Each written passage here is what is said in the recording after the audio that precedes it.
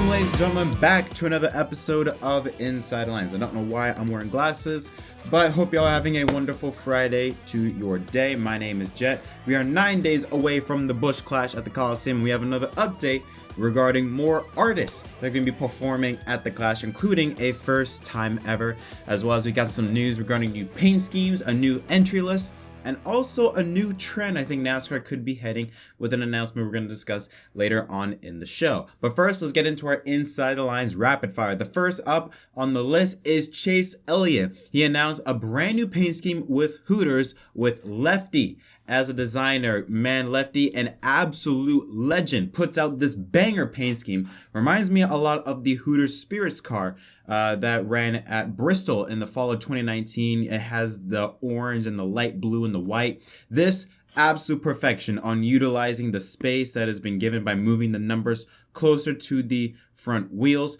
Even had a throwback look using the old owl logo from Hooters that they've had for a long time before they switched up to a much more polished owl. But again, absolute banger paint scheme. In my opinion, this is probably the best Hendrick paint scheme so far from this list, and obviously one of the best paint schemes that have been revealed so far. But hey, once again, Lefty, you're a legend, man. And also, Carl Long from MVM Motorsports has confirmed that he will field a second car in the Daytona 500 with driver 𝙍𝙍𝙍𝙍 behind the wheel. Now, because of this announcement, that would bring up the total number of open cars, or at least the entry list, to 42 cars, with Villeneuve, Gragson, Timmy Hill, 𝙍𝙍𝙍𝙍, Kaz Grala, although he has not been confirmed with the 50 or with Money Team Racing, although that has not been confirmed, it's more than likely that announcement will be made. And to be announced, NY Racing. They've also pointed out that they potentially could run the Daytona 500. However, they have not announced yet a driver or a sponsor on who will participate in the 500 next February. Now on to our main stories. We first start off with the Busch Clash at the Coliseum.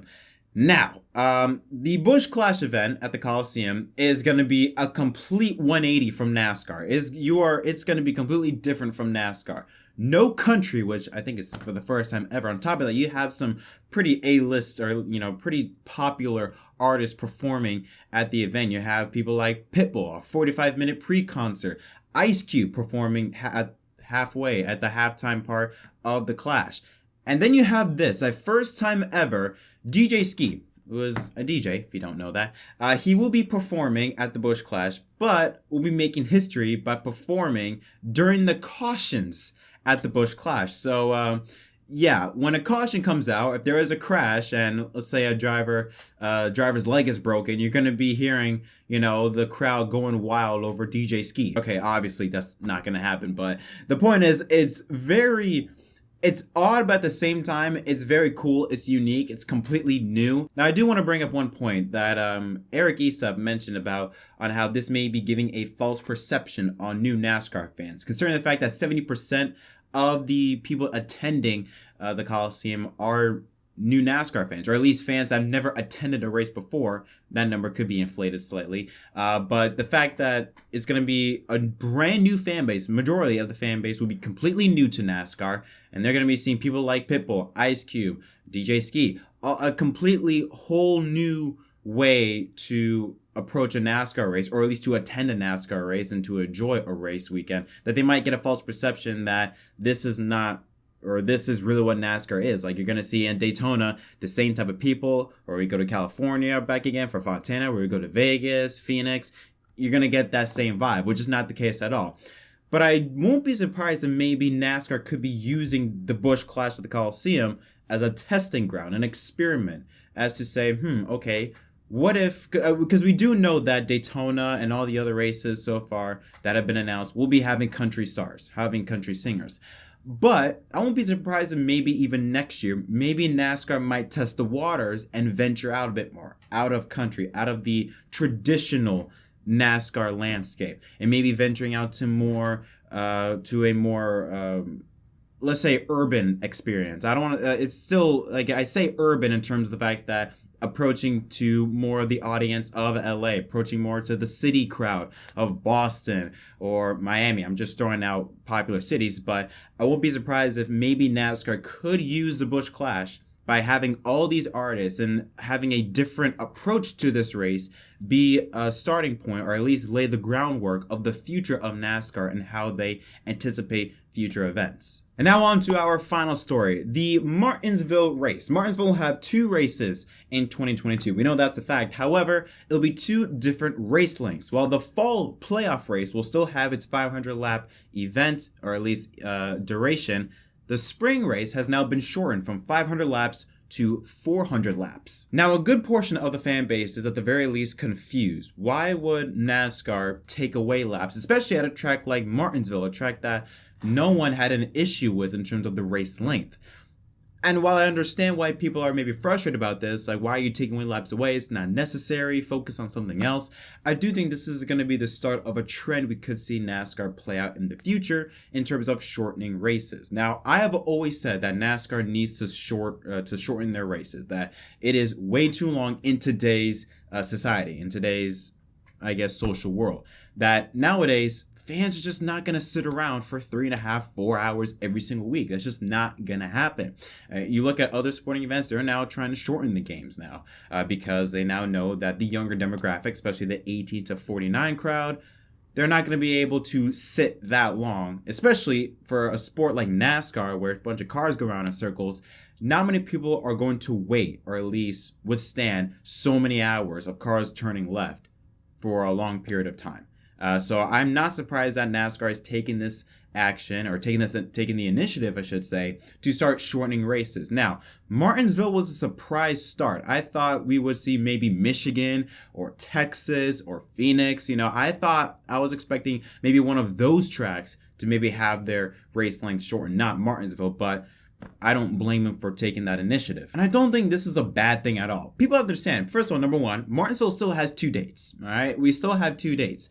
Number 2, you have to understand the average spring race was around 3.5, maybe even close to the 4-hour mark in past few years. Shortening it 100 laps ain't gonna kill you. It's just not. It's not that big of a deal. On top of that, I think it would help also the racing. The fact that, number one, since it's shortened, it's going to be shortened by 100 laps, the intensity is going to pick up a lot more. I mean, it doesn't hurt to have a little bit more urgency, especially at a track like Martinsville where it promotes being and banging, pushing and shoving. Taking off 100 laps is for sure going to bring up the intensity level so much more, which will force drivers to race harder because they know that the finish is going to be a lot closer than it was in years past. And again, this is not the first time we've seen race lengths get shortened. Pocono, also, they had its race length shortened. And again, I do believe this is going to be the start of a lot of announcements of NASCAR shortening the race lengths. I won't be surprised if maybe even Atlanta loses a cup date. I think NASCAR is going to start taking away race lengths on tracks that have 2 dates. Like maybe, for example, like I just mentioned, Atlanta, I won't be surprised if they have a race length shortened. Phoenix, I think, is a track that should have its race length shortened. Texas, I won't be surprised if they also have their race length shortened. There's a lot of tracks that could be shortened in the few coming years. And I don't think that's a big deal because I really do feel like we should start transitioning from quality over quantity. That's why I am for shortening the race length, but also shortening the schedule. Less is more. Think about it like this. Let's say there's a chocolate cake. You eat the chocolate cake, you take a little piece of it, and it tastes really good. Well, you only get a little slice of it. You taste really good, but you want more of it. Guess what? That chocolate cake is going to be thinking in your mind every single day. You're going to be thinking about that chocolate cake. You're going to want more and more and more of it. It's going to make you want more. And when you do get it, you're going to enjoy a lot more. I think the same thing can be applied to anything in life, but especially with sports and especially with racing. If you get so much, if you are oversaturated with something, you're going to get bored of it. Especially for NASCAR, with the season being 36 races from February to November. I won't be surprised if some fans could just get burnt out by June or July just because of the fact that they sit every single week for 3.5 to 4 hours every single Sunday. They could just get bored of it by the time we get to halfway in the season. Shortening the race length and shortening the schedule allows fans time to breathe and allows fans to really rejuvenate. So by the time they do want to start watching racing again or start watching NASCAR again, they'll be ready for it. So yeah, I'm not mad at all of NASCAR making this decision with Martinsville. And again, like I said, this is going to be a trend for multiple racetracks having their race length shortened. Honestly, if you want to know my final statement on this one. I do believe that every single track should be shortened except for the crown jewel races of the Daytona 500, Coke 600. I was gonna say the Brickyard 400, but that doesn't exist anymore. The championship race, the Bristol night race, and the Southern 500. That's about it. Those are the only 5 that should keep their race lanes. I'll even add an asterisk. We can even throw in a Talladega race if you want. But only 5 or 6 races, and the crown jewel races, should keep their race lengths. The other races doesn't need to be 3.5, 4 hours long. It really doesn't. At max, 3 hours, I think. All the, I don't want to say non-important races, but the normal races that really don't have big of a meaning compared to the 500, to the Southern 500, to the Coke 600, should be around 3 hours, not 4 hours. But that's just my opinion. And that is going to conclude this episode of Inside the Lines. If you enjoyed this video, don't forget to leave a like and subscribe for more content. Tell me what your thoughts on any of the stories I talked about in the comment section down below. But until next time, my name is Jett from MDK, and I'll see y'all next time.